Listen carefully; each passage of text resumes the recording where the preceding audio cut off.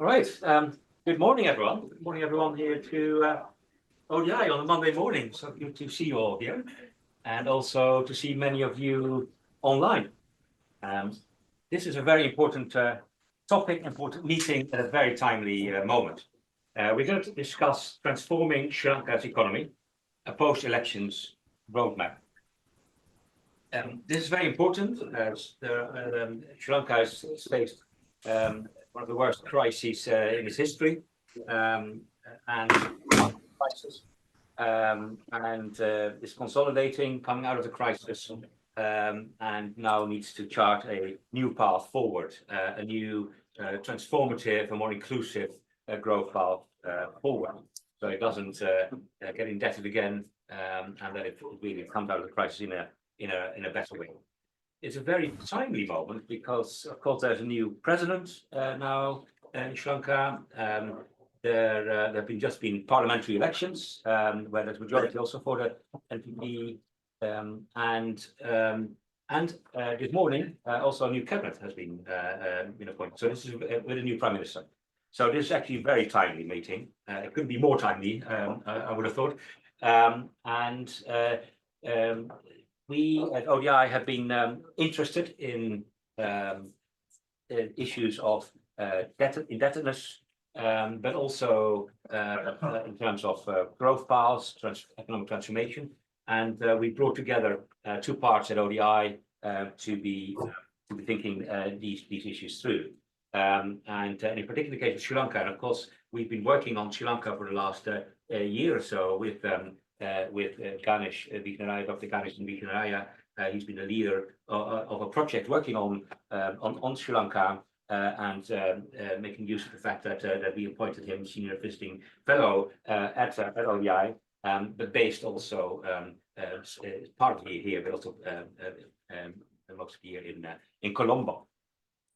And so we're interested in these issues, and we now want to have a discussion on this, and we have a stellar cast of people contributing to the discussions.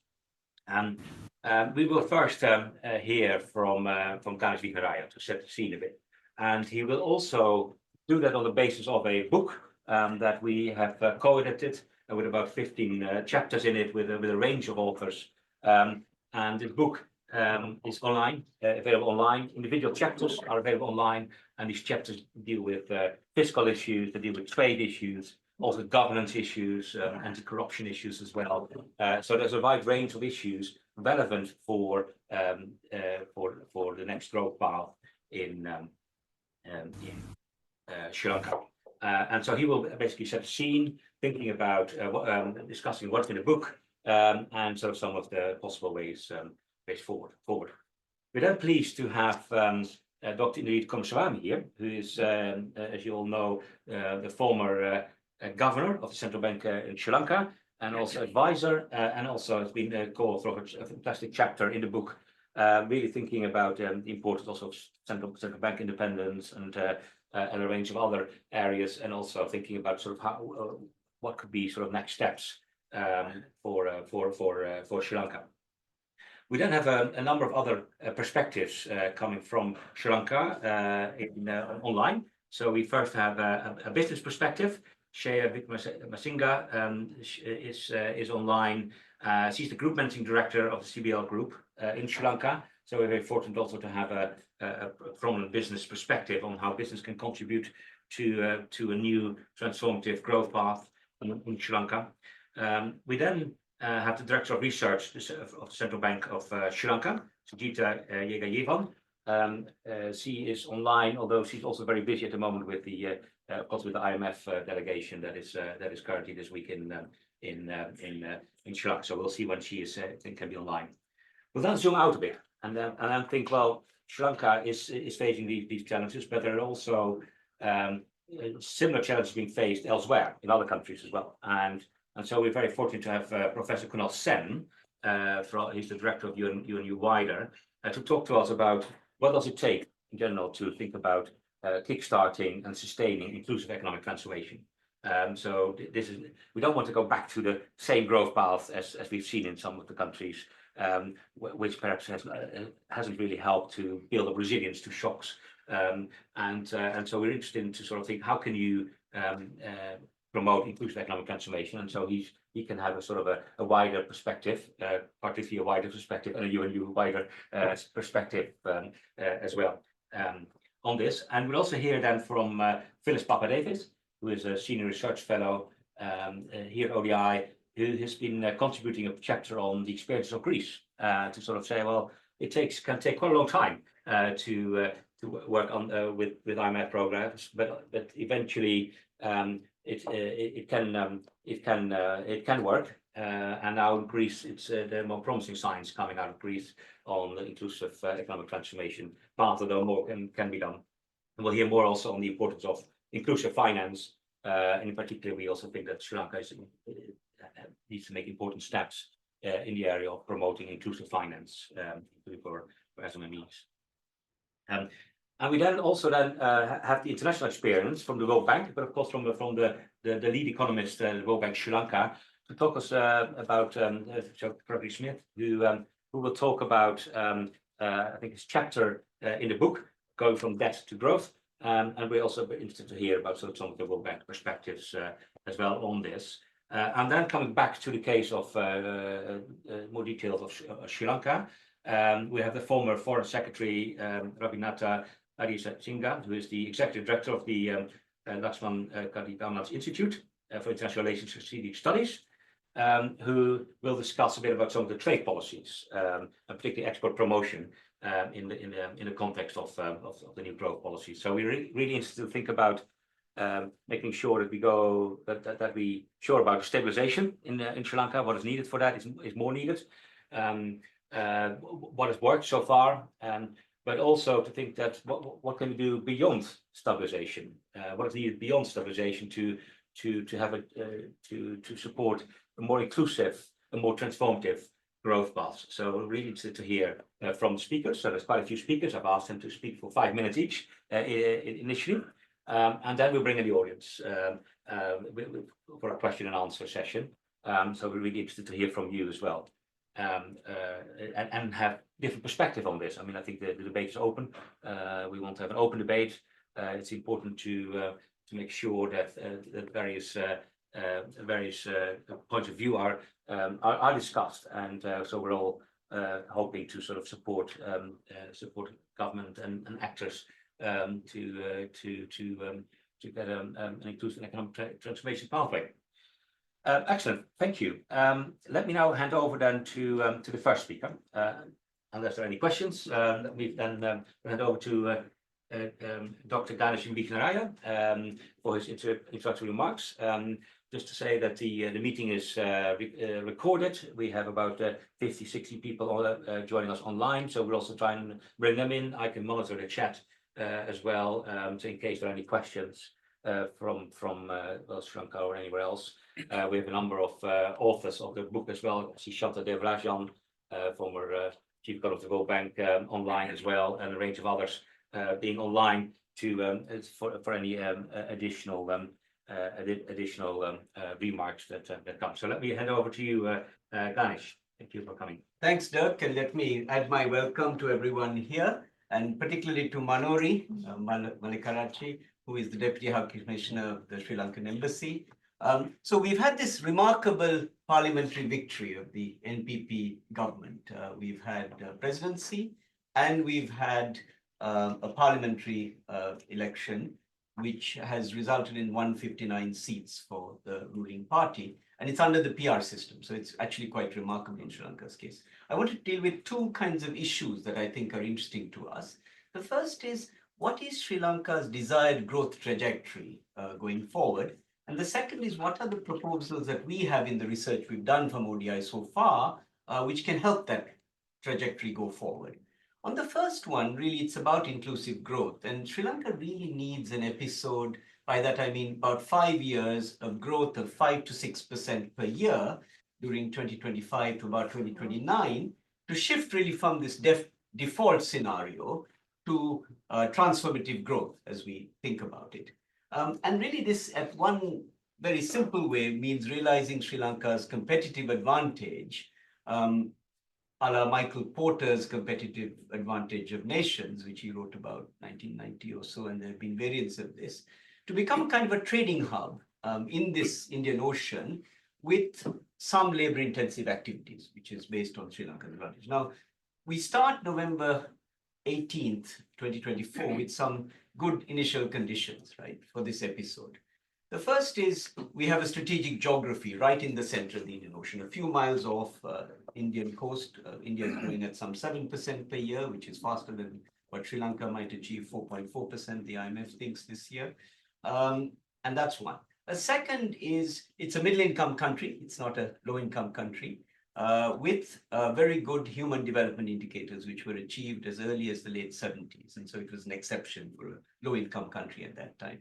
A third important initial condition is that the economy is stabilizing from a terrible crisis in 2022.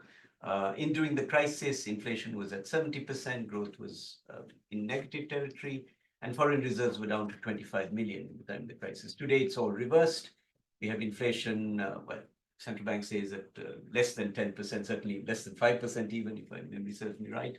Foreign reserves are $6 billion, if one counts the Chinese swap arrangement with the People's Bank of China. And we have growth in 4.4%, we think, possibly. So that's a very important legacy. And then we have this new government with 159 seats in parliament, so they can pass legislation. So these are really good initial conditions for this episode that we might look forward.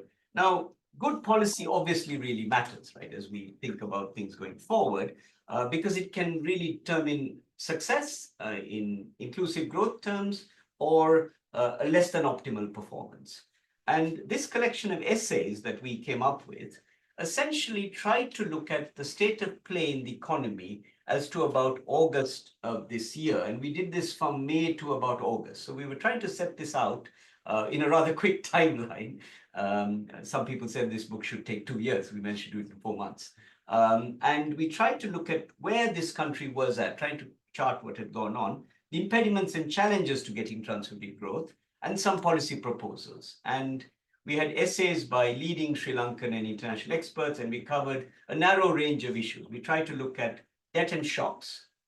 We tried to look at monetary and fiscal policy, trade, FDI, and diplomacy, and then reform priorities and how implementation can occur. And out of all of this really important work done by a very wide range of colleagues from Sri Lanka as well as abroad, we got 27 proposals that we thought would be very useful to steer Sri Lanka out of this crisis into transformative growth. And just very quickly to flash for you the people involved in the project, we have Greg Smith, who's on screen as lead economist at the World Bank in Sri Lanka. We have some ODI colleagues working on issues. We have Murtaza Jafferji and Ashanti Besekra, who lead a think tank in Sri Lanka, and Bakata. We have the central bank governor and key people talking about the stabilization experience, and Sujita Jagajeevan, one of the authors of that paper, will talk about the inflation experience. We have Roshan Pereira, who is a fiscal policy expert and has been also at the central bank. We have then work on trade, Sirimala Beratna, who was until recently head of the Department of Economics at Columbia University and an eminent expert on trade, gave us a chapter. We have some modeling done by myself and some colleagues here. We have Ravinath Aryasinghe, who has done work on economic diplomacy, looking broadly at the overseas presence of Sri Lanka in trade, in investment, in tourism, and also the role of the foreign ministry, which is terribly important. And then we have reform priorities. Indrajit Kumarasamy there and myself, we wrote something about what we thought might be the reform pathway and some issues, and we brought in the very important issue of inclusion into the picture, which we felt was terribly important given poverty has doubled during the crisis. And deprivation is probably at 49% of all Sri Lankans, if the UNDP report on economic deprivation is to be taken. And then we have Shanta, who has written a very important essay on inclusiveness and accountability, and he talks about a number of aspects of being accountable in the economic sense, but also otherwise, and we'll hear from Shanta. And finally, we have proposals from Greece, which was a very important comparator and country that came out of crisis into transformative growth. I'm just going to very briefly mention some of the proposals that we came out. And remember, this is as of August this year. And what we tried to do was to synthesize this in some form. One was the importance of having a vision for the medium to long term across the parties and having consistent policies so that people knew what was going on going forward, particularly if you're trying to attract FDI and also reassure creditors of Sri Lanka. And also this governance assessment of the IMF seemed very important. And we talked about a time-bound plan, which was set out before in the thing. Then on external debt, we talk about implementing the Public Debt Management Act, which is in process to have a debt management function that's modern. We talked about a sustainable brand for Sri Lanka, which Greg, I'm sure will talk about. Sri Lanka will get into better borrowing down the future. We talked a bit about climate finance. There was domestic insolvency because exit of firms in Sri Lanka is a difficult problem. And then we talk about foreign borrowing on the cheapest lender, regardless of the state of foreign relations with the country, and so on. Then we talked about central bank independence, which we felt was terribly important. And with this flexible inflation targeting regime and the importance of central bank having high caliber professional staff, because it's a very technical function, the central bank, and I'm sure Indrajit will talk about what that is. And then to pick countries like Sri Lanka, and the Bangladesh is in possibly a crisis situation, Maldives is in this situation, there are many in Africa. We thought about early warning being very important. And East Asia, of course, is very famous for early warning systems, which tells you that a crisis may be there in the next few months, and there are some indicators. And we thought the IMF Regional Center in Delhi was a very important player to provide the capacity building on building this, as well as the SAARC finance ministers and officials and governors process. And then we had some work on fiscal sustainability. The Public Finance Management Act seemed very important. The national budget had to be re-engineered, looking at spending priorities, particularly shifting money towards infrastructure and also inclusion, which seemed terribly important, but with rigorous monitoring and controls.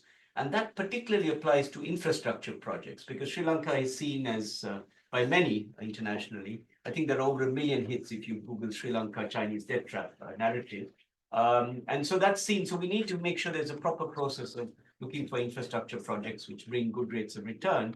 And then there is sort of important to use economic assessment techniques to guide fiscal spending.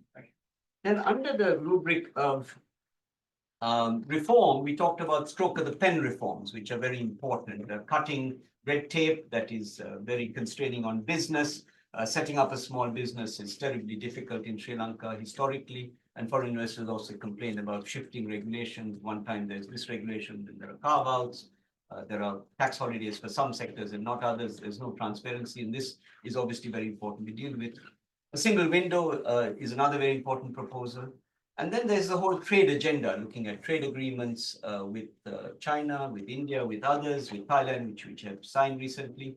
And then engaging with the diaspora, which seemed terribly important. So there's a whole range of proposals we came up with. And then the last point is on inclusion, and I'll stop there, Dirk, in a minute. We need to have cash transfers that are much better targeted towards the poorest in Sri Lanka, with some rationing if necessary for basic needs. We need to improve food security by ensuring there's better agricultural production, but also better storage of food that is produced. And then this important point that was about repealing the Paddy Lands Act. So in conclusion, we have a historic opportunity going forward in the period 2025 to 2029, and we could have a compassionate and efficient transformation of Sri Lanka into this trading hub and production center. To mitigate uncertainty, some of the reforms that were announced in the post-2022 July onwards period are very important, and particularly around keeping an open economy with a good macroeconomic framework, while tackling poverty and corruption. And this is obviously terribly important if we go forward. And think tanks like ODI and Sri Lanka's development partners can play an important role in all this transformation with the new government, as the consequences of economic failure this time round will be an 18th IMF program, which will be much more stringent for Sri Lanka and much more intrusive in some ways, according to some parties. So I think we have a lot to play for. Thank you, Dirk. I'm sorry if I went wrong. Thanks. No, absolutely brilliant to have a very succinct overview of what's in the book, and just download individual chapters online. You don't have to read all of them. There are 5 to 7 pages each, and there's an overview of about 5 to 7 pages each as well. You mentioned there's a historic opportunity to not have to go to another IMF program. So I would like to hand over to Indrajit. How do you think government should take that historic opportunity and build on what's been achieved so far the last few years to transform its economy for the future? Over to you. 5 minutes, right? Yes. Okay, let me first thank ODI for inviting me to participate in this webinar. Ganeshan has kind of covered the waterfront. So I'm going to just deliver three messages, which I think are important at a fairly high level. In terms of going forward, the immediate priority for the government is to complete the third review of the extended fund facility with the IMF and to finalize the debt restructuring, which is pretty much done. So I'll take each of those in turn as my first point. Now, as the president was elected, there was a very positive statement from the managing director of the IMF, Kristalina Georgieva, who indicated that the fund was very keen to support Sri Lanka to continue the reform process it had started and was in fact performing better than expected up to that point. So there was a positive statement from the managing director. And then the director of the Asia Pacific Department, Krishna Srinivasan, went on a goodwill visit to Sri Lanka, again to signal the IMF's willingness to support the new president at that time, because there was no election, parliamentary elections had not taken place again. And that was followed by technical negotiations at the level of the officials. And there were further talks in Washington during the annual meetings of the Fund and the World Bank. So progress is being made. And on the Sri Lanka side, the president in his public statements has said, has confirmed that the government is going to continue to engage with the IMF on the EFF, but that he would want to modify some aspects of it within the overall framework, that the parameters within which the program has been formulated will continue to hold. But within that, there are some priorities that the president has had. And a couple of the things that he's mentioned in public is that he wants to provide relief to the lower and middle income groups. And in order to do that, he would like to change the current tax structure to shift more of the burden onto the higher income groups. He wants to remove the value-added tax on certain essential goods, again, to provide relief to those who need it. And he also wants to beef up the social safety net. Now, the IMF, of course, is dealing with a government with a very strong mandate. And I think they have signaled that they are willing to see how they can accommodate this within the, as I said, the overall framework. So in order to do that, clearly there will have to be some offsetting measures. So that's what is, I think, being negotiated now. The team is in Colombo at the moment. There was some talk of the review being delayed. It has been delayed a little bit, but it was inevitable because one needed to know who was going to negotiate on behalf of Sri Lanka, and clearly the elections had to take place in order to establish that. So really on the day the cabinet is being appointed, the IMF review is starting. So there's been really no delay as such for all practical purposes. And so I think getting the review done quickly in the best possible scenario is to get a staff level agreement by the end of the mission, which usually takes about 2 weeks. And from the staff level agreement to the board meeting, it can take 8 to 10 weeks, because it possibly may even go as far as 10 weeks, because we're getting the Christmas break in the middle of this period. So I think I've seen the president make a public statement that he is hopeful, but that by the middle of February, that the board, IMF Secretary Board, would have approved the disbursement of the fourth tranche after the third review. So that would be the kind of optimistic scenario on the program. And my own understanding, I think Sujita is on here. I don't know whether she can talk about these things, but anyway, I'm pretty optimistic that we should be able to get this program, the review completed.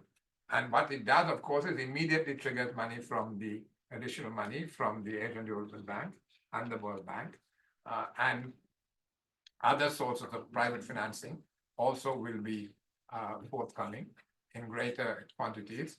if the program review is completed successfully, and particularly if by that time the debt restructuring has also been finalized. So there, everything has been done. The last piece was the agreement with the ad hoc group of bondholders, which was done on the 19th of September. So now it's basically the documentary work. I think Citibank has been hired to do all the rather, I think it's very onerous kind of documentary work that needs to be done for the bond exchanges to take place. But there is an expectation that that might be completed certainly by the end of the year. So these things which are crucial to be done seem to be on track, and it is to the government's credit that they have continued this without any kind of interruption. And secondly, I think it is very encouraging that they retain the governor of the central bank, because he and his team have done a great job. Inflation was 70% in September 2022. It is right now actually negative, but that is because some administrative prices were reduced recently, but it will trend up towards the target, the middle of the target of 5% in the coming months. So they've done very well, and that needs they need to be commended. And the Secretary of the Treasury, and on the fiscal side too, there has been overperformance. So hopefully, the priorities of the new president and his government can be accommodated within the program with some offsetting measures, and the review will be completed on time. And then, as I said, the debt restructuring is pretty much done and needs to be finalized. The second point I'd like to make is that the improvement in the macroeconomic indicators, and there have been dramatic improvements in the macro indicators. I think you probably know about this. I don't want to take up time, but that improvement has been brought about because there are now very clear framework for macroeconomic policy making. If you look back at Sri Lanka's history over the last 5-6 decades, two sets of causal factors can be identified. The first of which is my second point, and the second is my third point. So the second point is that now there have been bits of legislation that have set out very clear frameworks for macroeconomic policy making. Because repeating bouts of macroeconomic stress have been one of the primary causes for Sri Lanka's underperformance. Sri Lanka was ahead of South Korea and Singapore in the mid-60s, but step back, way back, right? We have per capita income less than 4,000. Singapore is 80-something thousand. Korea is close to 40,000. So in my view, one of the main causes of this has been these repeated bouts of macroeconomic stress, and that's reflected in the 17 IMF programs that we've had to have. And the underlying problem is the unsustainable fiscal performance of successive governments. And the excess aggregate demand pumped into the system through this fiscal unsustainability has been compounded by fiscal forbearance or fiscal dominance in monetary policy. The central bank, through two channels, deficit financing and also financial repression, whereby interest rates were artificially kept down, has then compounded the problem, and even more excess demand was pumped into the system through this fiscal dominance in monetary policy.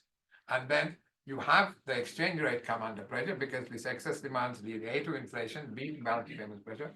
Exchange rates comes under pressure. We have a very high import component in our basic consumption model. So there's a political reluctance to move the exchange rate, and we try to defend the indefensible by depleting our foreign exchange reserves. This is a repeating cycle that we have had in Sri Lanka. Now, there are 3 bits of legislation which make it legally not possible to follow through some of those measures as in the past. One is the Public Finance Management Act, which has tightened the fiscal rule, the most important of which is the primary surplus of 2.3% of GDP that has to be achieved every single year. We had an earlier Fiscal Management Responsibility Act, which had a debt to GDP target as 10-15 years further down the road, and each time the target appeared, the Parliament changed the date. But now every year there's a target for each year You have to have a primary surplus of 2.3%. There's also a surplus, the primary expenditure of 13%. So you have tight fiscal rules, so you can't have the kind of unsustainable fiscal outcomes you have had in the past by law. The second thing is the Central Bank Act. I think Sujita, I'll leave that to Sujita, but what the Central Bank Act has done is really, again, by law, prevented the central bank from one, deficit financing, which was one of the ways in which the kind of the macro instability was fueled. And you can also, now there's flexible inflation targeting as the regime for monetary policy formulation. So you can't arbitrarily, manipulate interest rates and set administrative caps on interest rates, etc.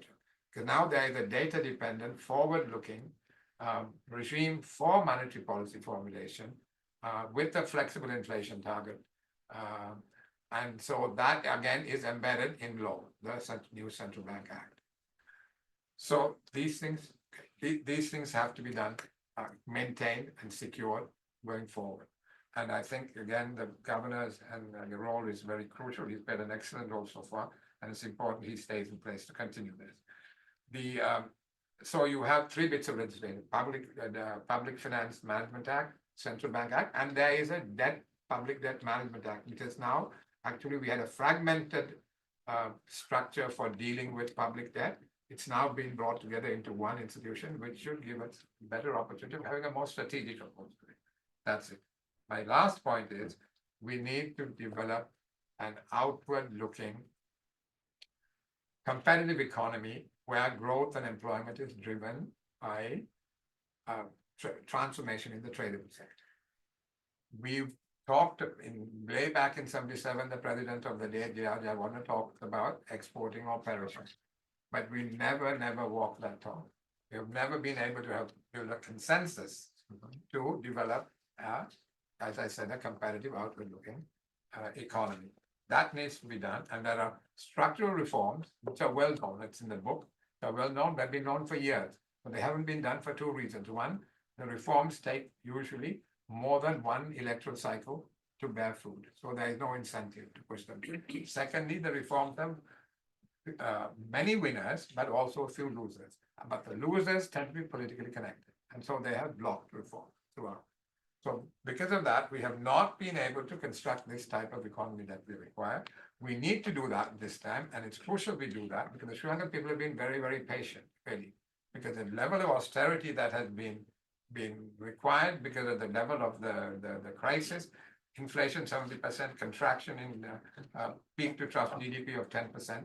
Clearly, the pain has to be there to get out of that kind of situation. They have taken it so far, and it is really the responsibility now of the government, which seems to be intent upon resetting the way the country is governed.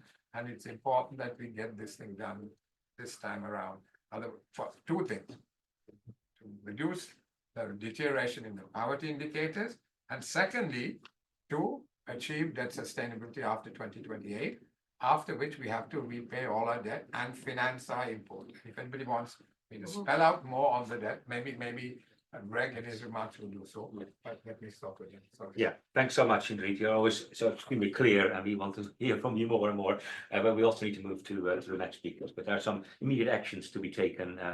This week there's a review going on. There are frameworks to carry on, and within which you can think about new transformative growth plans. And we'd like to discuss more of those, including we'd like to hear what's from business on what business can contribute to the economic transformation, what they think about the current plans, but also what they see for prospects and challenges on the growth path in Sri Lanka. So we'd like to hand over now to online to Shreya Vikramasinghe, who is the Group Managing Director of the CBL Group. Over to you for your 5 minutes remarks. Thank you for this opportunity to share some thoughts here from Sri Lanka.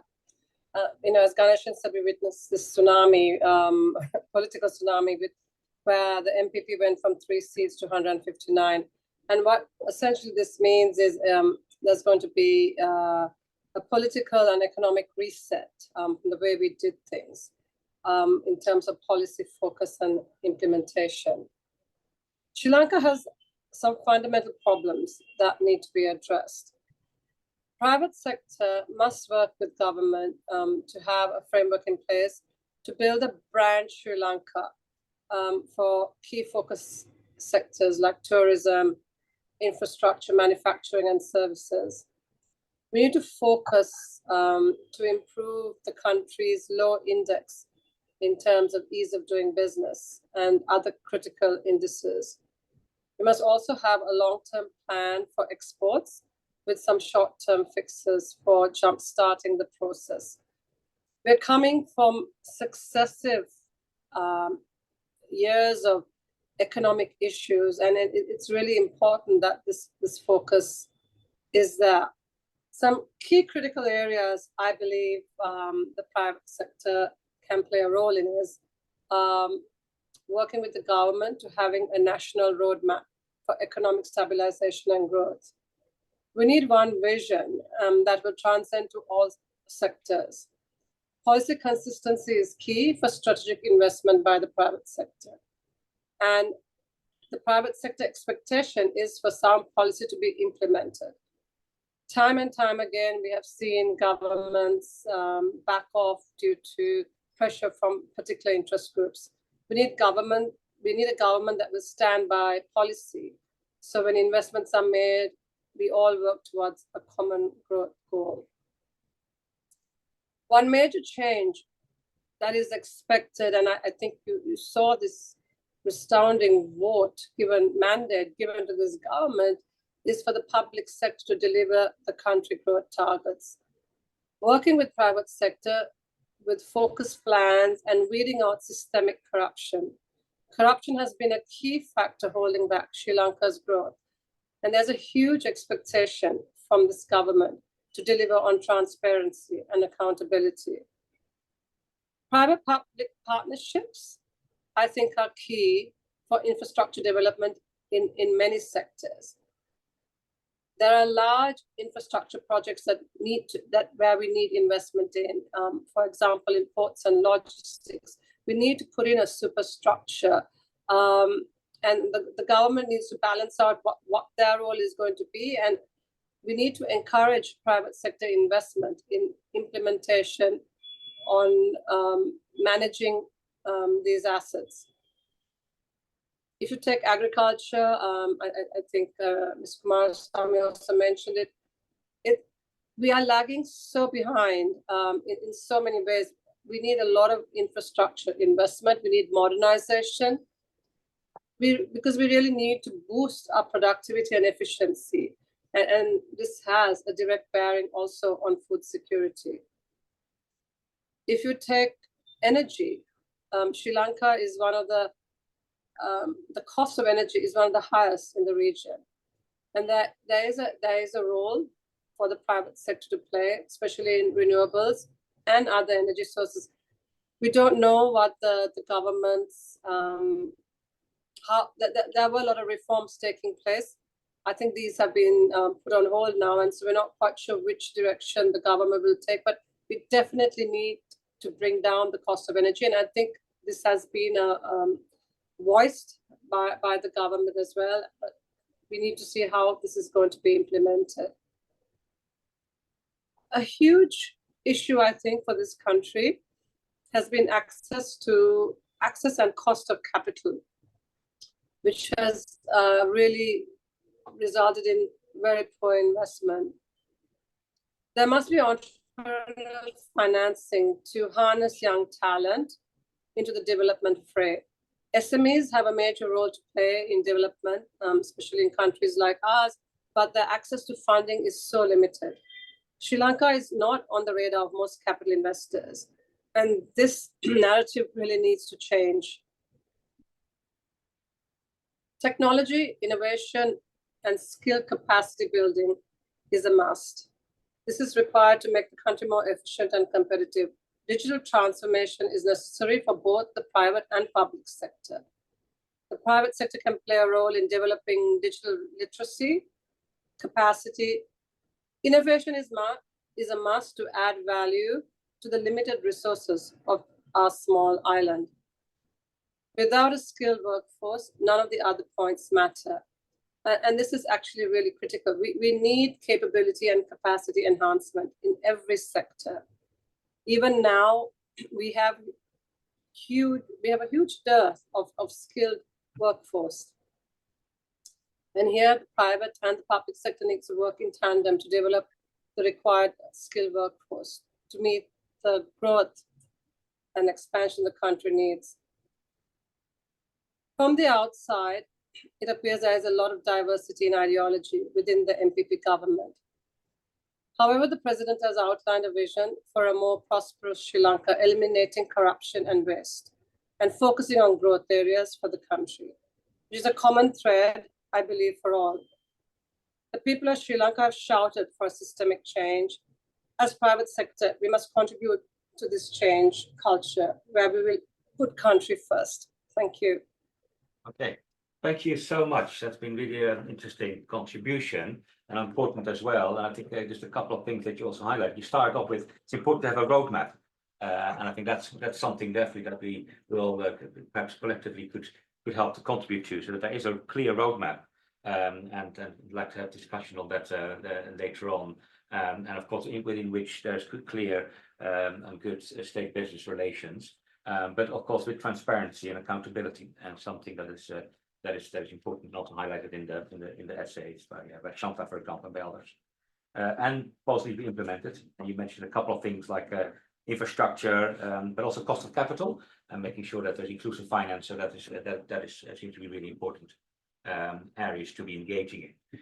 Now, let's now go to the Director of Research from the Central Bank in Sri Lanka, Sujita Yegayevan. Thanks so much for joining us in this very, very busy period you have currently this week and the next week. So thank you so much. So we'd like to hear a bit more from you on how you've seen the sort of economic stabilization happening, but also what are the challenges and opportunities for growth going forward, and what are the sort of issues you think are really important going forward. So over to you. Thank you very much. Good morning and good afternoon to you all. Thank you for the opportunity. Let me briefly discuss about my points. I was asked to talk about the stabilization measures and the sustaining growth.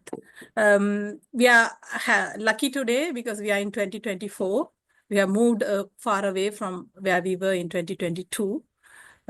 Sri Lanka's comeback has been quicker, much quicker, and steady than anyone expected. Everyone was expecting, so it's usual when a country goes into a deeper crisis like we experienced in 2022. The historical evidences have shown that it takes a longer period for countries to come out of this, but we managed to come out very quickly. And within 2 years, we are talking about how we have stabilized the economy and how do we move forward toward sustaining growth and stability. As you all know, now we have achieved overall macroeconomic stability that is reflected by several macroeconomic indicators. Price stability has been restored from a historical level of inflation to a very low and even deflation at present. And we managed to uphold financial system stability even among multiple crises. And external sector stability has been restored. The external buffers are being built. Now the level of external buffer is more or less adequate to cover the threshold levels of import coverage as well as for short-term liabilities. And exchange rate volatility has been curtailed and interest rate is normalizing. And we see clear signs of fiscal balances improving.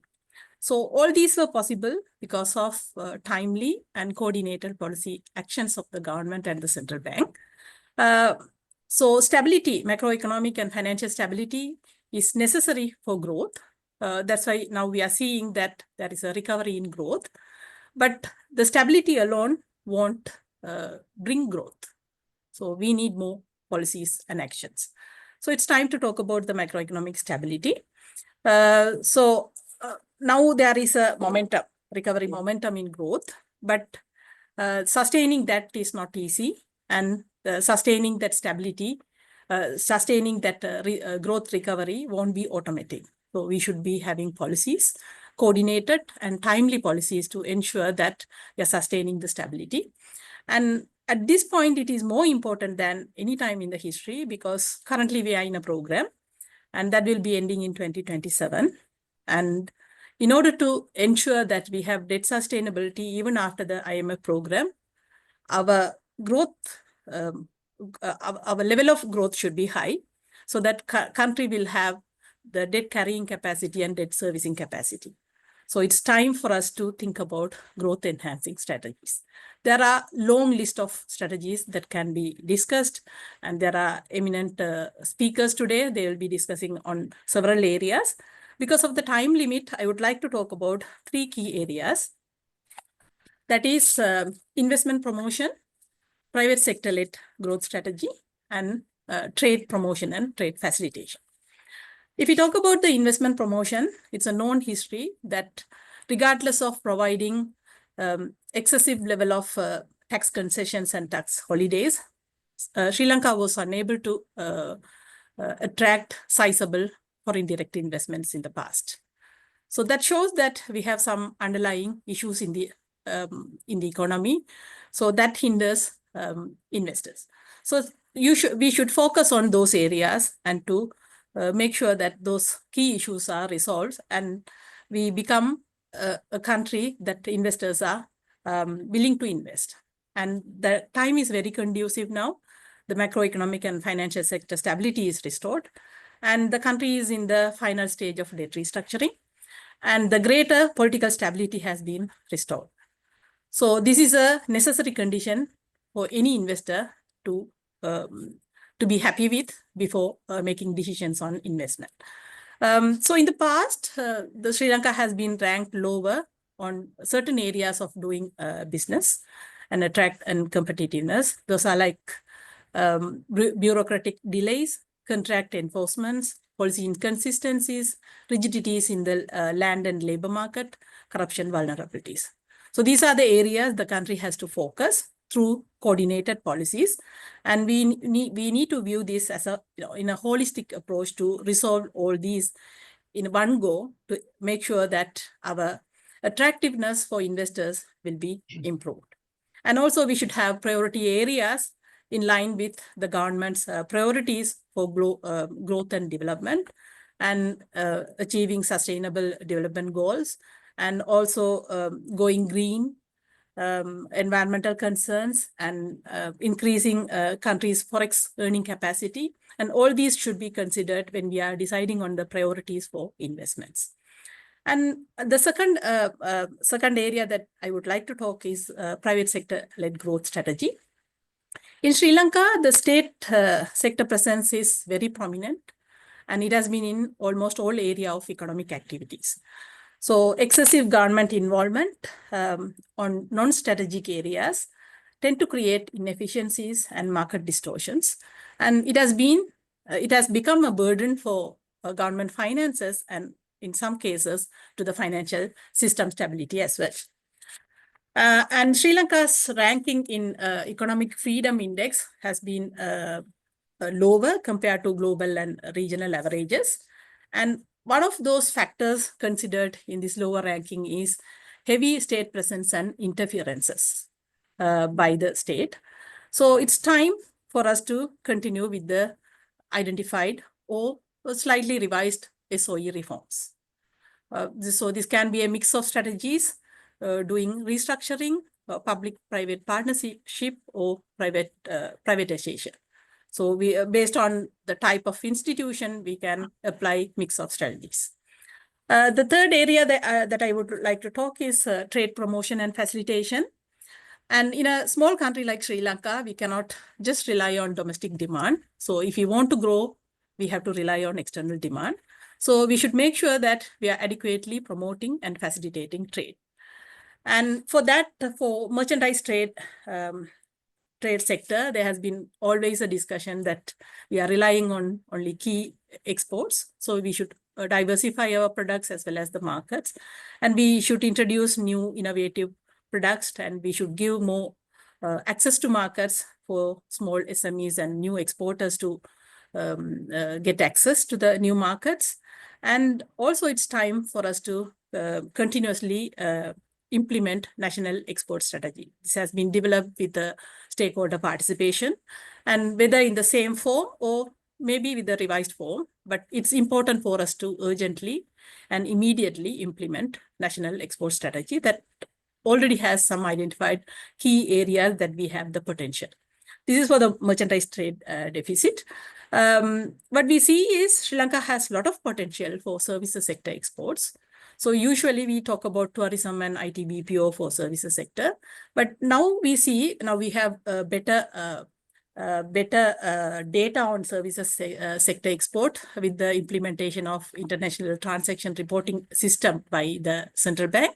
We collect on a monthly basis, on a daily basis actually, the services sector data, and we publish on a monthly basis. Now we see that there are some emerging non-traditional services exports like sea and air transport, construction, trade services, and professional services. These are emerging services sector.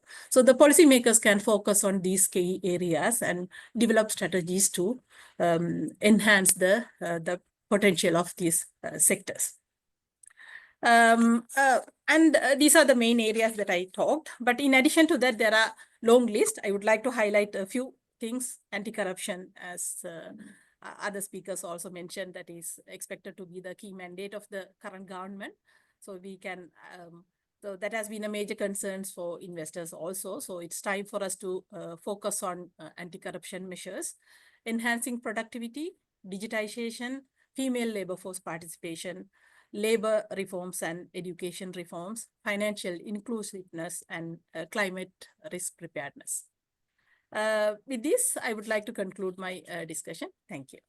Thanks so much, Sujita, for joining us. That's very helpful and important also to highlight economic stabilization measures, and also then to think about the importance of our growth plan going forward, or growth measures. We heard from Shea that it's important to have a growth plan. It's good to have good state business relations around this, and the next speaker will no doubt talk a bit more about that as well. As I know Kunal Sen, we've worked on state business relations together, but we've also heard on three particularly important policy proposals.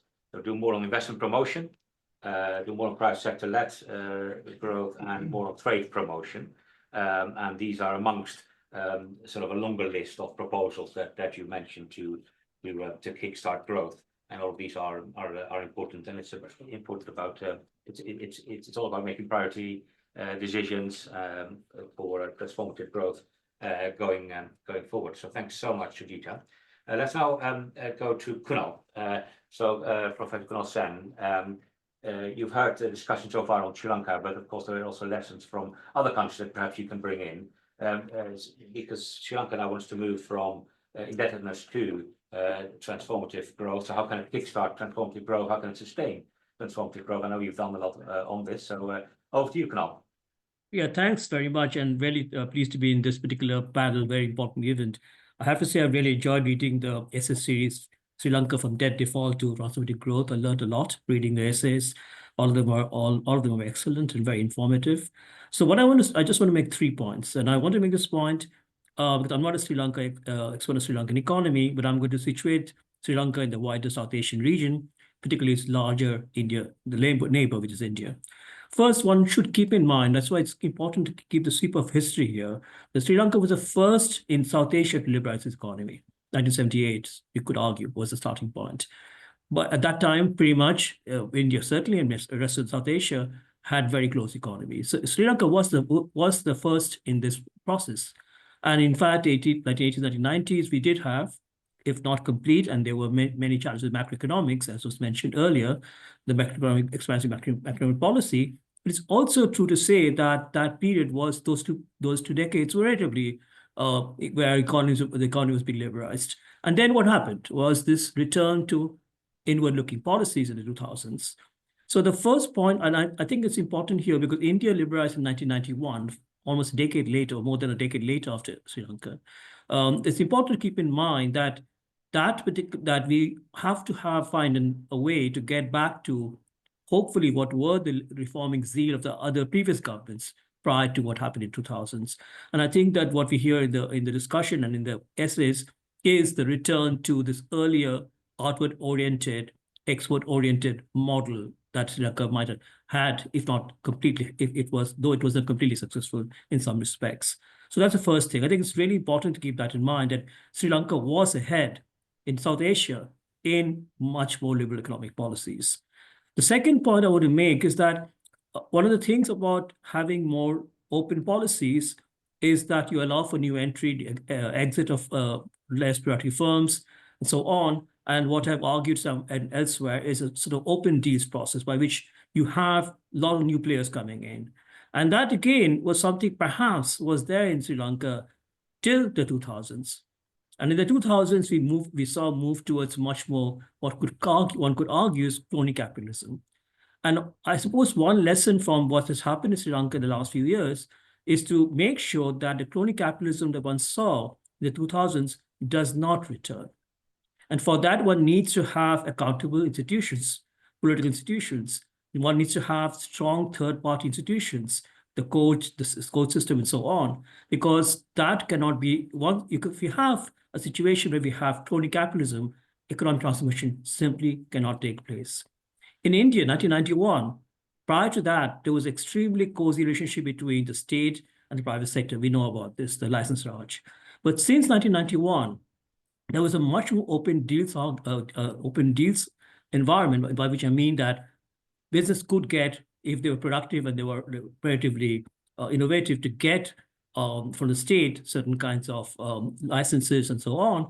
And 1991 onwards, it was pretty open till the early 2000s, when again, there was again a return to crony capitalism, but that was quite short-lived, and that stopped around the 2010 mark, or after there, it kind of stopped.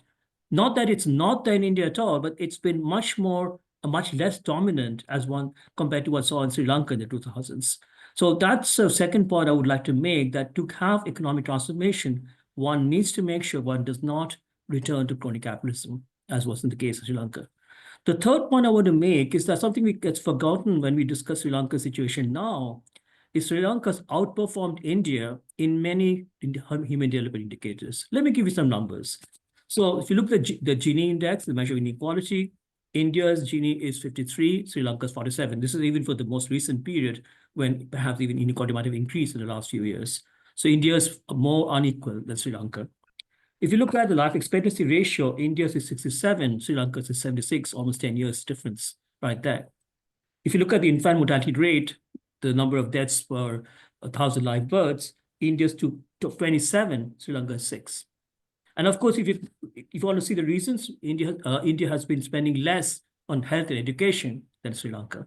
So the point here again is that while we want to think about how reforms can kickstart growth, one should not forget that Sri Lanka was actually a model for the rest of the continent in the way it combined economic development with human development and egalitarian policies. So certainly one should keep that in mind, that perhaps even with all the challenges we see in Sri Lanka right now, there's a lot to be commented about its own commitment to egalitarian policies, and certainly one does not want to see any return to a situation where inequality is increasing, or where the human development achievements of that has happened in Sri Lanka gets reversed. Thank you. Thanks so much, Kunal. Really important points. Sri Lanka was a shining example. I would like it to be a shining example again. Is your point, I think, and for that, you mentioned outward orientation, but also institutions are really good to think about growth going forward. There needs to be quality institutions, and resources need to be sort of generated in order to spend on health and education. Interesting about the comparison between India and Sri Lanka, and of course also important to think about India-Sri Lanka relationships as well in this context. Of course, we already have lots of questions coming through, including also about the role of China in this as well, and so we'll have to hear from the panelists on that as well.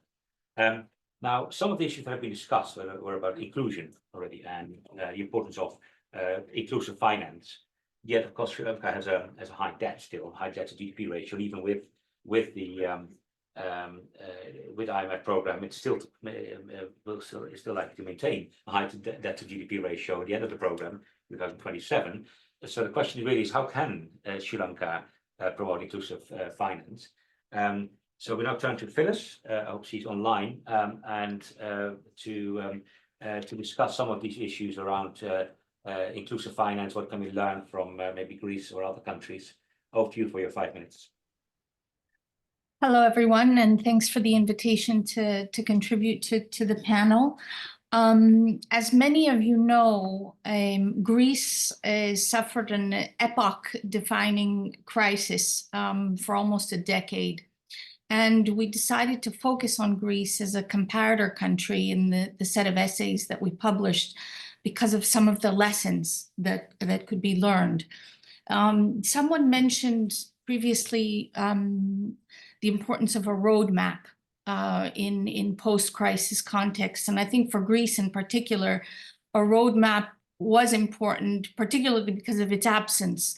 There was a lot of debate, divisiveness in the post-crisis context in Greece, particularly around the negotiation of the debt restructuring, which many believe necessitated the third bailout package in Greece, and it caused a lot of economic pain that really wasn't necessary. And so a decisive and quick consensus around debt management, debt restructuring, debt relief is very important when thinking about Greece's crisis and other crisis contexts as well. Which brings me to my second point, which is about economic pain and financial inclusion, which is Greece's fiscal consolidation really didn't include much in the way of its growth concerns and sort of underpinning growth in the long term. And access to finance, or the lack of access to finance, was a big part of that in Greece because we had such a big non-performing loan problem. Which again was exacerbated by the lack of consensus around the debt restructuring on the whole. So the first thing I would say is that the discussion on roadmap is very relevant. And the second is the inclusion of growth considerations all throughout the debt management process, I think is very important. The third point is that I'd like to make is that in emerging from the crisis, the discussion and debate around privatization was very important in Greece, and I think it's instructive for other contexts as well. So privatizing some of our state-owned enterprises and the leveraging of that privatization has been instrumental in inward FDI in Greece. So it has sort of combined with a very vibrant startup scene in both technology and other sectors. But there is something that occurred where there was sort of a coordination effect between privatization, inward FDI, and, as I said, a very vibrant startup ecosystem.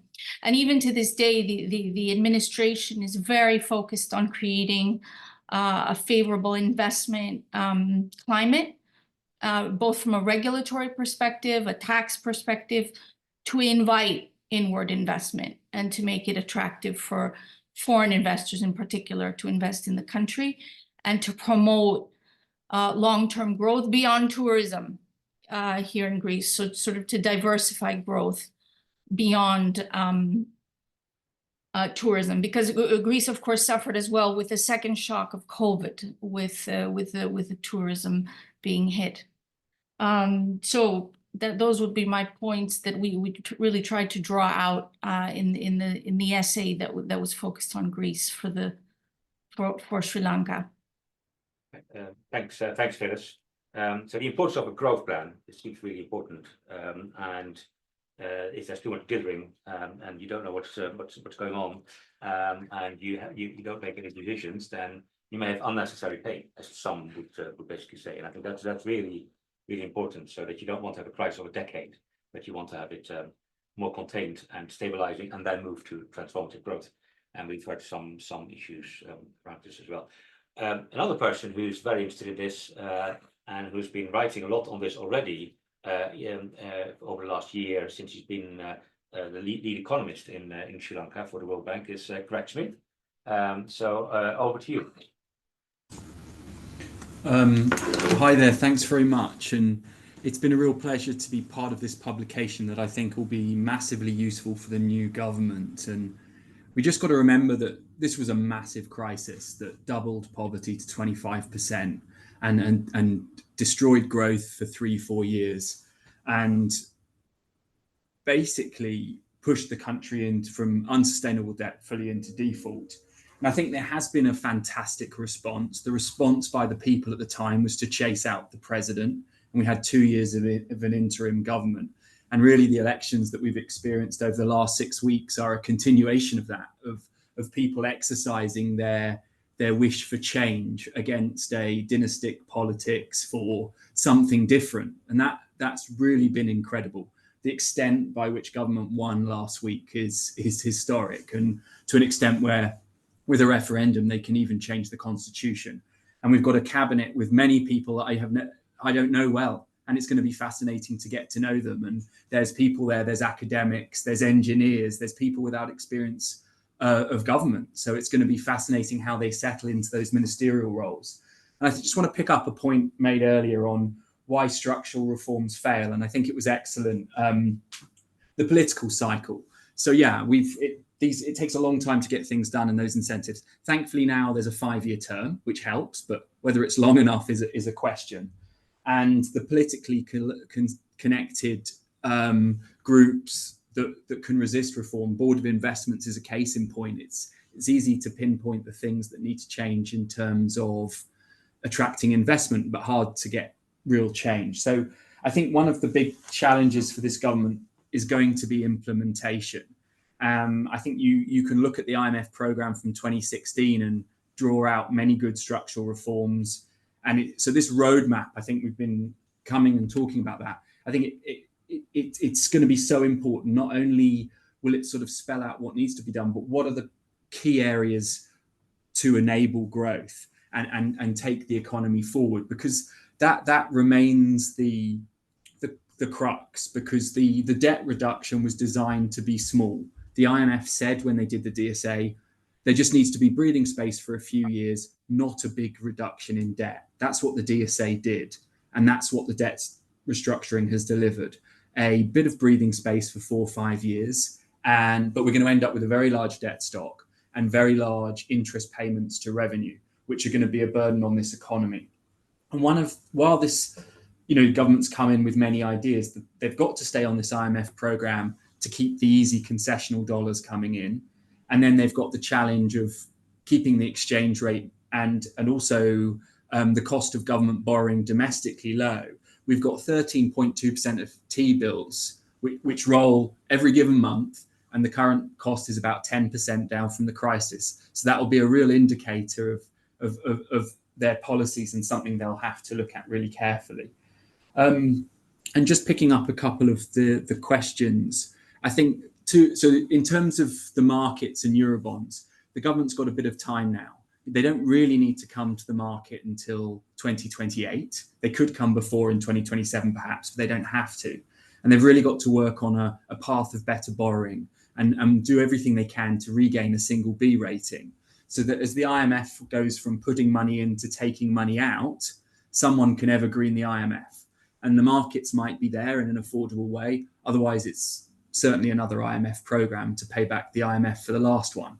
And that's going to be the challenge, sort of getting the economy back on its feet in a way that we've had this nice bounce this year, 4.5% growth perhaps. But then we go back to some of the structural impediments that might restrict potential growth to around 3% over the medium term, unless all this wonderful reform can be realised. In our conversations with government over the last few weeks, some areas they've pulled out are tourism, agriculture in a kind of modern sense, exporting agribusiness rather than plantation agriculture, a digital economy, and the president himself is is now the Minister of Finance, Digital and Defence. So the digital economy is going to be huge, half in terms of creating IT jobs, but also in terms of e-government and trying to make customs, tax collection much more efficient and modern, which is a wonderful signal. And then sort of developing that logistics transshipment hub that Ganesh had mentioned in the intro. So I think a lot of the sectoral ideas there. And I think what surprises me over the last few weeks is the amount of continuation with regards to the IMF program, with regards to finalising the debt restructuring. But now the parliamentary election's done, there's a large majority. This government does have scope to choose the policy it wants. But as I said, there's a lot of economic pressures that'll make a large deviation from the current path really difficult.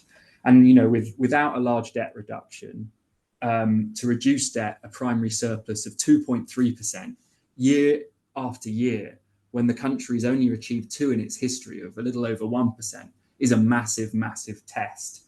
And to achieve that, there's going to have to be big gains in revenue. I think one of the other questions that's really good is talking about what tax policy change can be implemented. And I think things dropped to 8% during the crisis after the previous government, well, before last, reduced all the taxes, etc. So we go down to 8, and Elastic brings us back to 11, 12, and now finally 13%. But to get to 15, 17, and 18% levels of revenue that allow a large spend, it's going to be difficult. So there's always going to be a trade-off between the growth that can be achieved and running these primary surpluses and achieving them through taxation. So that's a really difficult thing to unravel. But without growth, the debt burden is going to be huge in 5 years' time. With growth, the debt burden can be a little bit more manageable. I'll stop there. Thanks, Greg, for those insights. The dangers of a possible IMF 18 program to pay off IMF 17 is not something we will be looking forward to.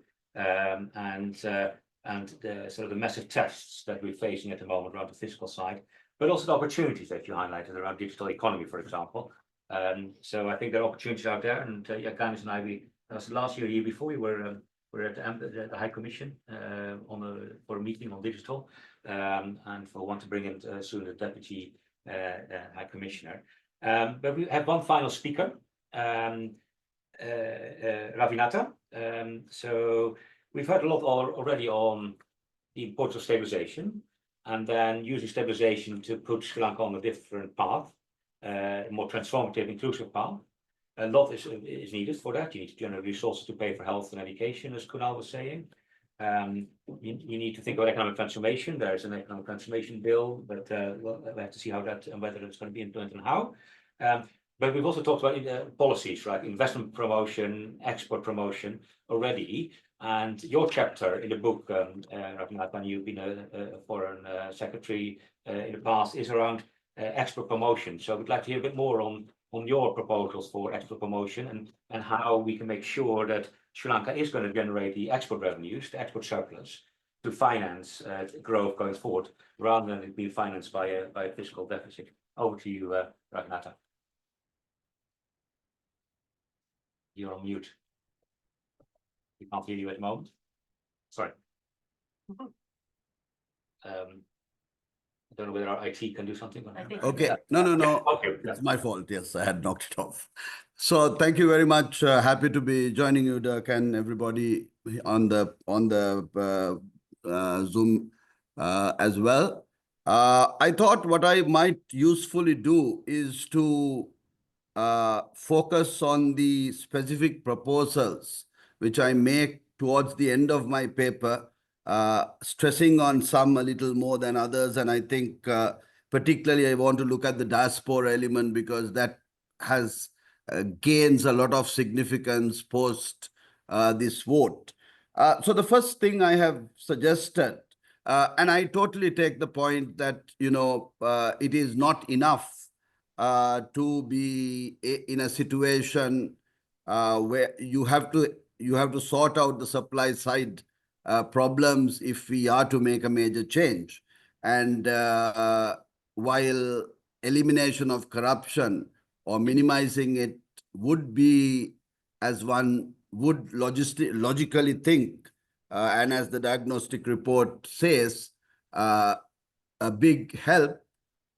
We must be ready to take advantage of that situation for investors to come and invest and benefit. I'm not sure we have done that legwork yet, and maybe we must very quickly do that if we are to fully benefit. The other thing is, of course, the improvement of inter-agency coordination. And I don't know whether was any discussion about the way the ministries are allocated, but I found it interesting that foreign and tourism are put together, and foreign employment, which has a synergy. It would be interesting to see where foreign trade would be, whether that would also be there. And that kind of bringing everybody around the same table would be very beneficial in the long term. But that let's wait and see when you see the gazette of what the departments which are gazetted under the ministries comes. Another suggestion was this idea of hub missions with specialized staff, rather than trying to have everybody do everything. I think that kind of specialization is necessary. And with more technocrats in the government, I think more attention would probably be paid to trying to fill those blanks. And even with the diplomatic service, rather than sending people out for family reasons or other connections, there are some gaps which need to be filled. We have filled them in the past, particularly at a time I was heading communications when we were fighting the propaganda offensives we were facing. We did get journalists to come and help us, and that did help bridge that gap. Maybe there are some gaps which we need to bridge there as well. The policy regulation side is very important on the local side, as well as how we maintain consistency with those abroad. But what I thought, I have 5 points: diaspora and the level playing field. But I thought the diaspora aspect, from when I wrote it 2.5 months ago to today, there is a real opportunity to try to harness the diaspora. Because if you look at the vote, particularly in the parliamentary election from the north and the east and the hill country, in some sense, there is, normally you would have thought that the diaspora would have been able to influence the Jaffna vote to a political party or another. I don't think the 3 seats the NPP got in Jaffna was influenced necessarily by any diaspora vote. So, I mean, I think there'll be a lot of narrative and commentary on what exactly happened there. But it would be very interesting, even in the hill country. Normally, there are very influential factors which factor in how that region votes. I'm not sure that that's what has happened this time.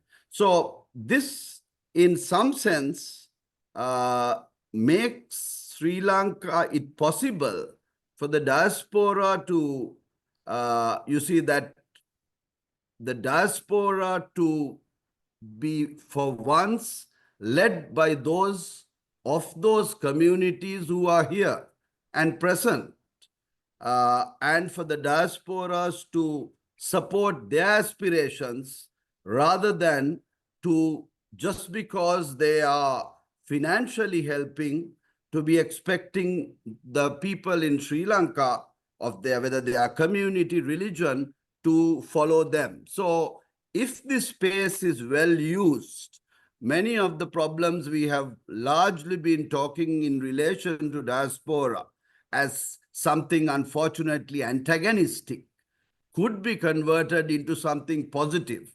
Because after all, if the people of Jaffna are comfortable with it, then why should the cousin in Toronto or in Perth or somewhere have a problem if the existential issues have been dealt with, the reconciliation aspects are moving forward. The final point I want to make, and I make it conscious that we are with the international audience, is that yes, Sri Lanka must provide a level playing field, not play favorites, not have pendulum swings of policy, but we must also be helped by those of our interlocutors from abroad who don't try to force us into playing a zero-sum game. Because much of the time, this has been a chicken and egg situation. Sri Lanka pendulum swinging and the major powers demanding that we play a major zero-sum game. And I think if that can be taken out of the equation or minimized, naturally they must focus on their interests, and rightly so, but give us enough space also to navigate the waters with Sri Lanka's interest at heart, not the primary interests of any individual countries, whoever so they may be. In that context, I think quick results can be seen. Our colleague from World Bank talked about how do you help growth. One thing I can see is review the OECD ranking.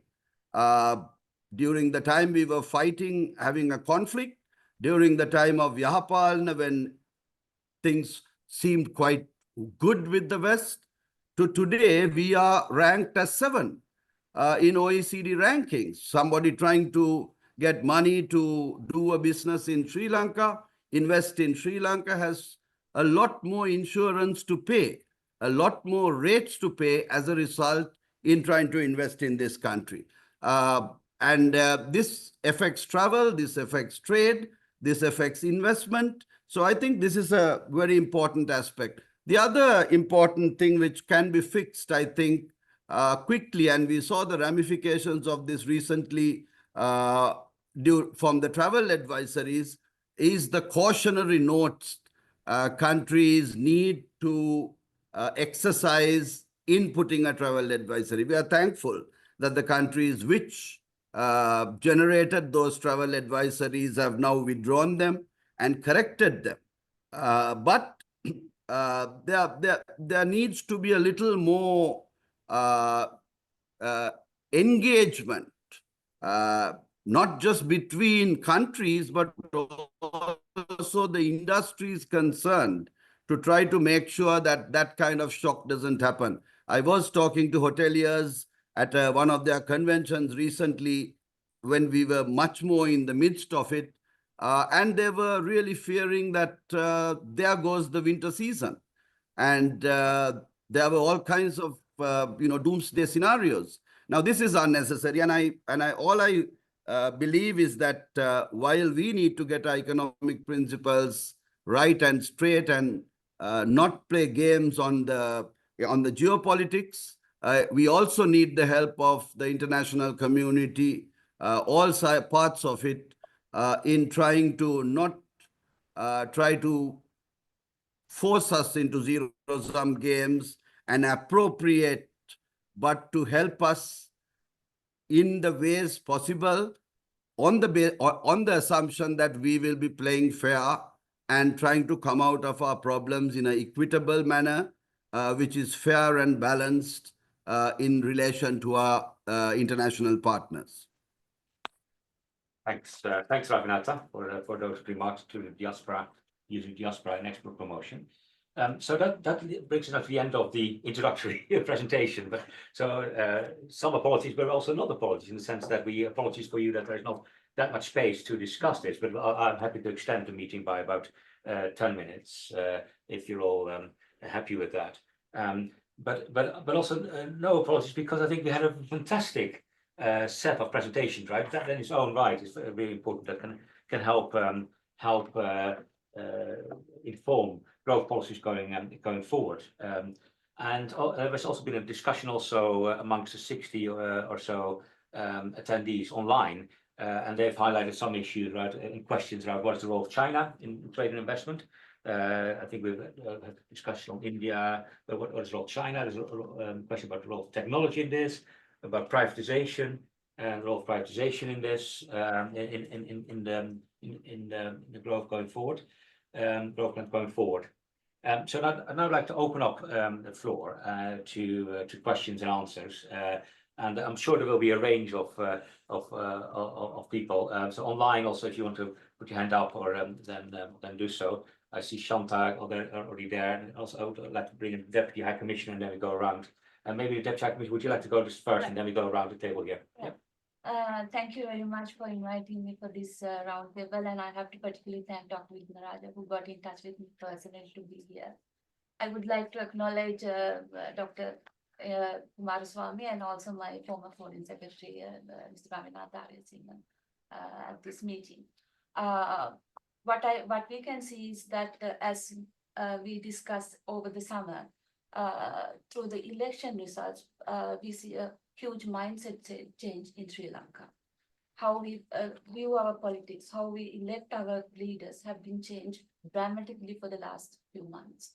And I take really pride in the leaders who brought about it, and also who drove that change, because we had been having this politics of different nature for a long time. It had to be changed. And we have now a government who thinks that the economic benefits should transcend towards the rural communities, rural societies. How are we going to do that? All what I heard from all the experts here, I have been hearing for the last 22 years in my foreign service. Export basket diversification, how to attract investors, how to reform the BOI, how to have our agriculture and other sectors to have the supply in order to meet the demand. So we have been talking about all these things for a long time. I'm sure the current government, after reading their manifesto, have a good take on all the aspects that they want to go about. My question for the panelists, I'm sure Dr. Kumaraswamy can answer me, or the Foreign Secretary, is that how do you transform this huge mindset change of this positivity and of anti-corruption and anti-feudalism movement in Sri Lanka when we go to implement our policies on the ground? Who are we going to use? The public service? How are we going to reform the public service? How are we going to get them to be the leader of change? How are we going to get the private sector to be more Sri Lanka oriented? Have that patriotism and dynamism towards the country to give back to the country. How are we going to do that? That would be the biggest challenge that we will be having in future. Yeah, okay, that's a great comment. So focusing more on the inclusiveness, and also how to use the political momentum now, and so some of the growth proposals and the adaptive growth proposals can be implemented. So let's go around here, and we need to be really disciplined. I would say just 1 or 2 minutes. I think you were first, and then we go there. So hi, Yeah. I'm Weber from SOAS, University of London. I'm a senior fellow at Center for Sustainable Finance. My question about it is based on my research in Sri Lanka, current research on the cost of capital, and on certain deals which I'm investigating, especially on Adani, renewable energy and wind power, which cost 4 times or 3 times more than India's Adani same project, where Sri Lanka's wind energy capacity potential is much higher than India in terms of the regions where the project is operating. Honorable President elected, the current president has also talked about this deal being reinvestigated. I have 2 questions about it. One is, very brief. One is, will this deal be reinvestigated, and how the excess cost of capital will be calculated again? Because there's a risk premium which Adani is stating is very high for Sri Lanka being out of the capital markets for a long time. That's why it's expensive. Number 2, if this deal is reinvestigated, how much confidence building would be done to the private sector going ahead to participate in any kind of transformative projects because of political vendetta which may come at play later on? Yeah. Okay. Towards the end, saying about 10 minutes, I'll also let Ganesh and maybe Indri to come in to address some of the issues. Hi. Of you and then to the online. I'm chair of a charity called the Sri Lankan Lawyers Knowledge Charity. It's been active for 20 years now. Now, my question is very straightforward. How do we promote these necessary economic measures and at the same time protect workers in Sri Lanka And how do we promote social justice and environmental justice? Yep, that's a very clear question. Shanta online, and then I go around here. Thank you very much. This has been a great discussion. And I think there's a sort of momentum growing about all the things that Sri Lanka needs to do in the future, and I would endorse all of them. But I'm concerned also. So let me explain why I'm a little uncomfortable.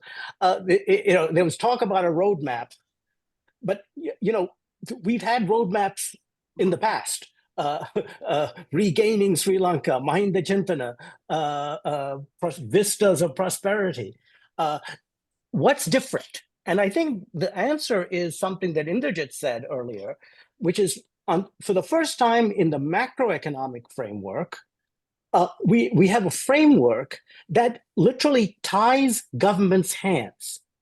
The Central Bank Act of 2023 is one that ties the governor of the central bank's hands for financing the fiscal deficit.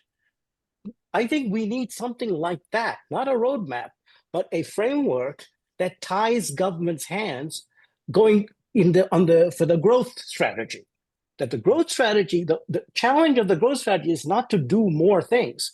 It's to prevent government from collapsing into crony capitalism, as they have done, and as Kunal said, other countries have experienced as well.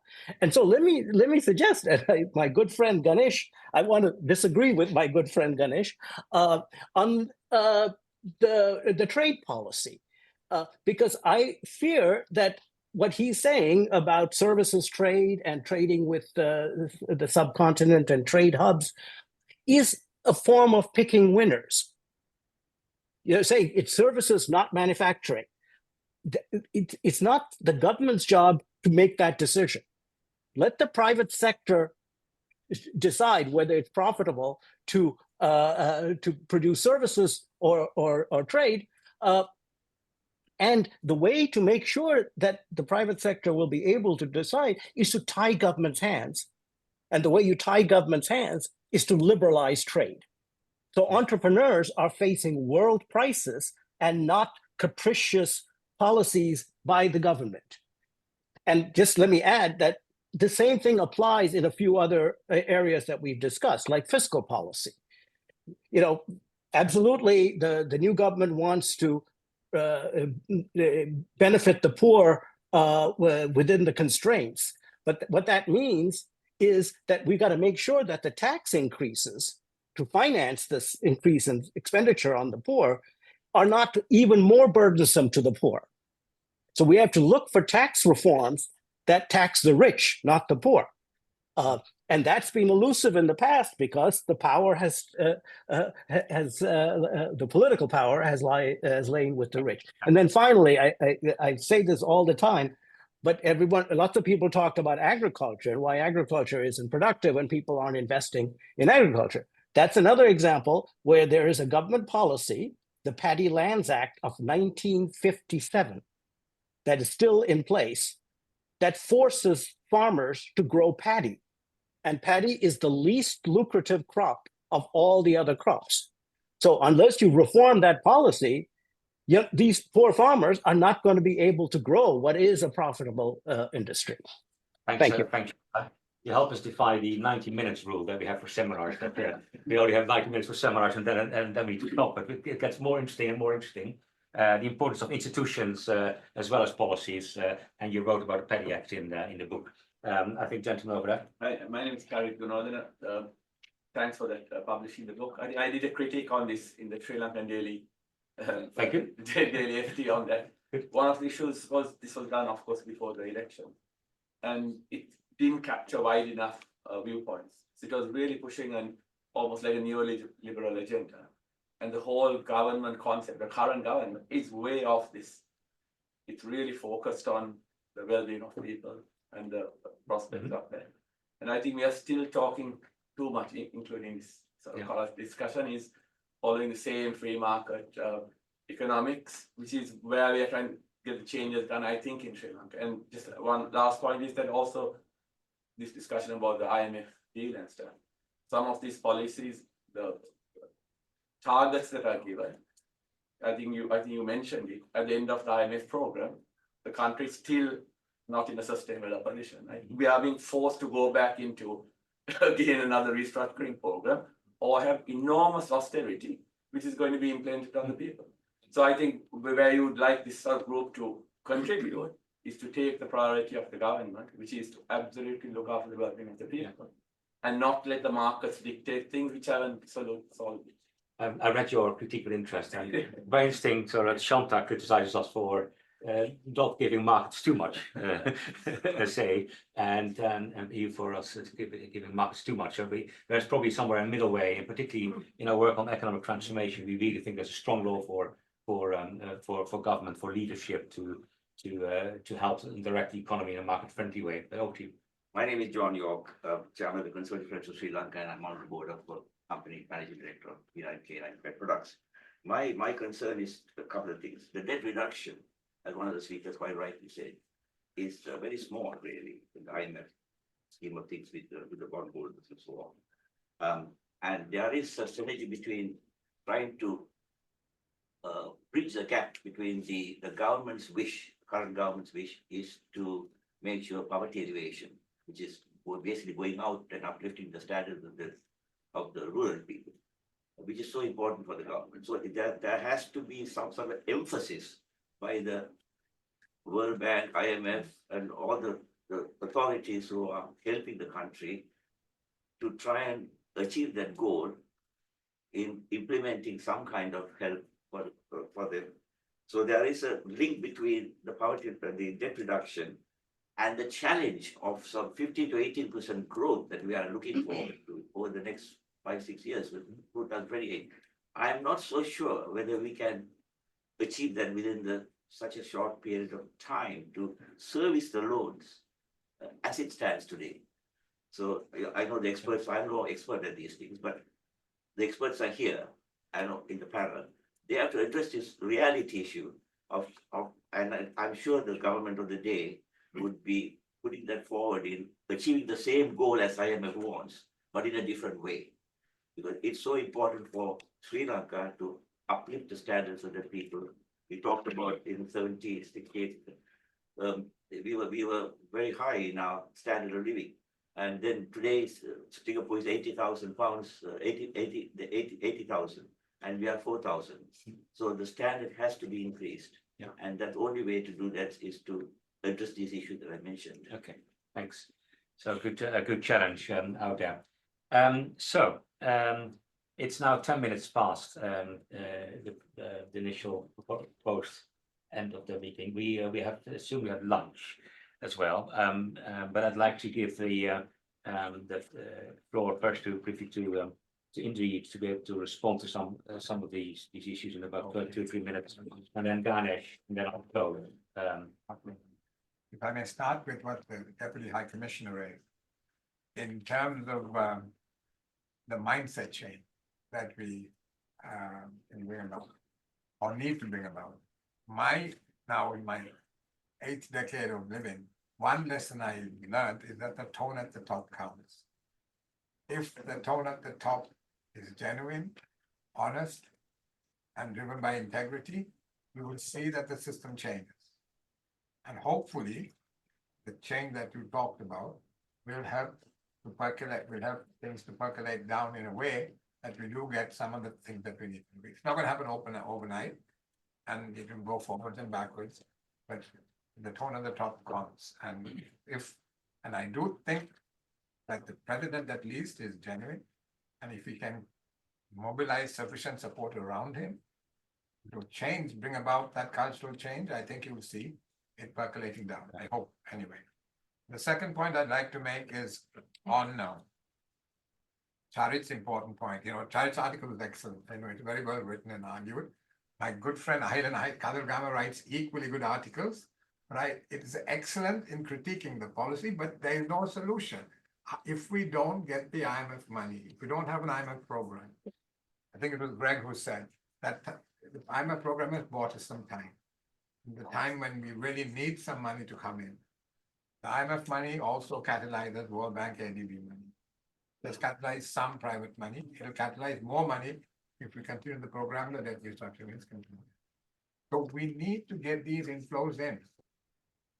So how does one do that? So if we suspend the IMF program, our reserves will improve dramatically, from pretty much zero. Now usable reserves are about 5 billion, right? Gross is 6.5. If you take the Chinese thing out, it's about 5 billion. That's still not 3 months import cover. So it can go back very quickly. And so this is why we have no choice but to keep the IMF. If you get I used to feel very embarrassed. I used to go twice a year to World Bank, to the IMF and World Bank meetings whenever in the central bank. Quite a lot of the time I just met. The Asia Pacific Department has a presentation. Countries with an IMF program in the region, 1. For a little while, Mongolia joined us because they got a commodity shock. Every other country in the Asia Pacific region didn't need to go to the IMF. So as Shanta said, now at least we've got these frameworks embedded in law. Hopefully we won't keep making the same mistake. But for the moment, the IMF program, we have no choice. And also, if we had to make the adjustment to essentially kind of balance our books without any funding, catalyzed by the IMF program, IMF money plus other money, the pain would have been intolerable. If you're on our own, we had to kind of balance our books. So the IMF does.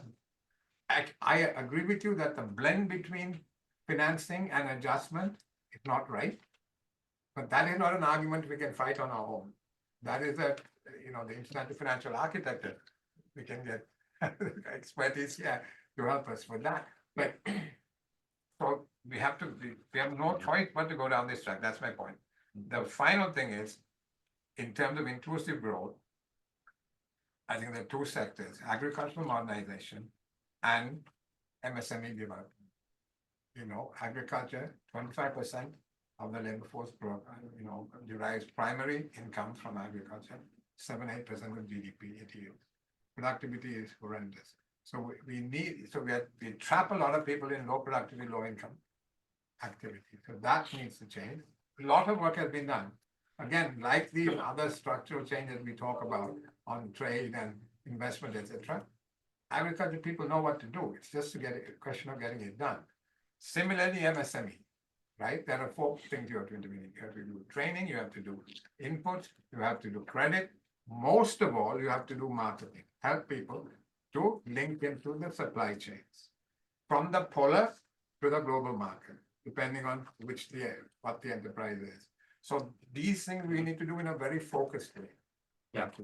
It's important that you mentioned about IMF program and sticking with the course, but at the same time, it's also not straightjacket, right? Yeah. Because there are different ways of going about growth in a more inclusive way or in a less inclusive way, while still sticking to the main parameter, macro parameter. So there are options there. I think that's our task, right? That's our exam question is how to think about an inclusive economic transformation plan within those parameters. Absolutely, there are lots of options for the growth path within the pyramid. Exactly.